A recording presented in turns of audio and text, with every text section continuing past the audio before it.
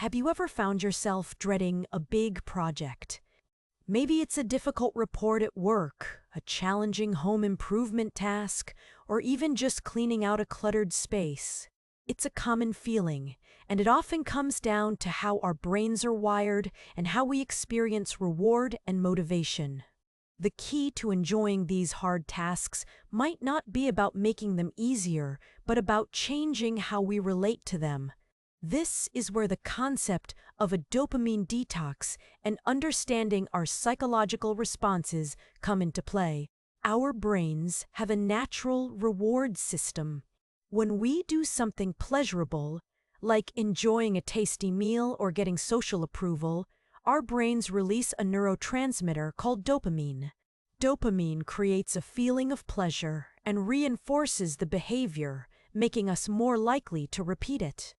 However, in today's world, we are constantly bombarded with things that trigger a huge dopamine rush: social media, video games, sugary foods. This constant stimulation can actually desensitize our brains, making it harder to find satisfaction in less immediately rewarding activities. It can also affect our ability to focus and engage in effortful tasks. So, how does a dopamine detox fit into all of this? It's not about eliminating dopamine entirely. It's more about strategically reducing the constant influx of easy dopamine hits. Think of it like recalibrating your brain's reward pathways. When we consistently seek out instant gratification, we train our brains to expect it. It's a form of behavioral change that relies on neuroplasticity, the brain's ability to reorganize itself by forming new neural connections throughout life. When we consistently choose to delay immediate gratification in favor of delayed gratification, we strengthen the pathways in our brain that support discipline and goal setting. It's about consciously choosing to engage in activities that, while not immediately pleasurable, lead to long-term satisfaction and achievement. The limbic system and the prefrontal cortex are key players in this process. The limbic system is responsible for emotions and the reward response, while the prefrontal cortex is involved in planning, decision-making, and executive function. The goal of a dopamine detox is to strengthen the connection between the prefrontal cortex and the limbic system, allowing us to exert more cognitive control over our impulses. This is closely related to the habit loop, cue, response, and reinforcement. We need to identify the cues that trigger unwanted behaviors and find healthier responses. Another powerful tool is self-compassion. This means treating yourself with the same kindness and understanding you would offer a good friend.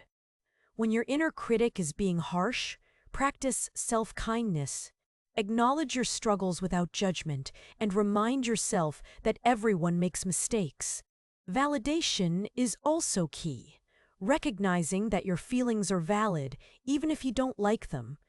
Instead of berating yourself for feeling anxious, acknowledge the anxiety and understand that it's a normal human emotion. Mindfulness practices like meditation can help you become more present and less reactive to your inner critic's voice. By simply observing your thoughts without getting caught up in them, you can create some distance and reduce their power. It's also important to address underlying issues like low self-worth and shame. Exploring trauma-informed care might be beneficial if your inner critic stems from difficult past experiences. It's about cultivating a mindset of continuous learning, a willingness to question assumptions, and a commitment to objective analysis.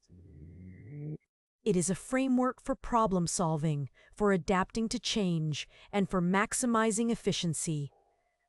It's about applying the principles of strategy and tactics to the unpredictable arena of human interaction.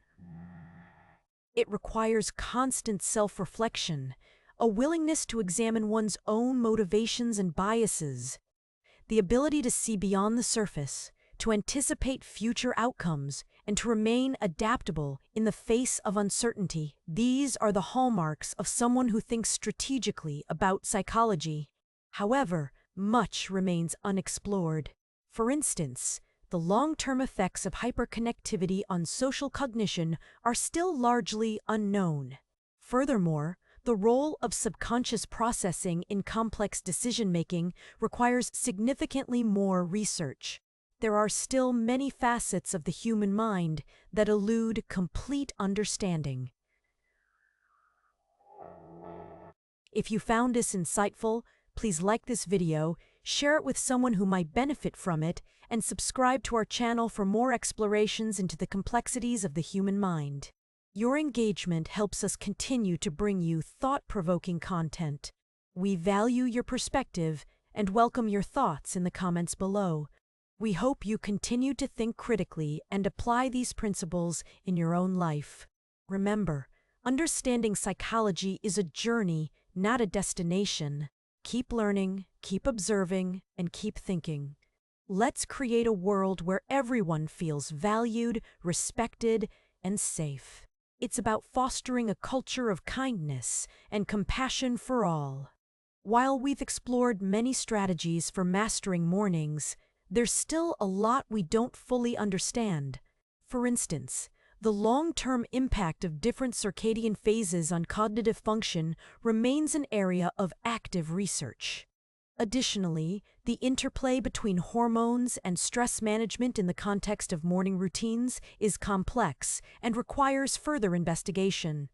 This video offers a framework, but your ideal morning is a journey of discovery.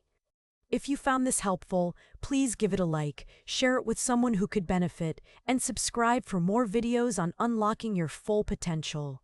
Let's build a community dedicated to conscious living and sustainable habits.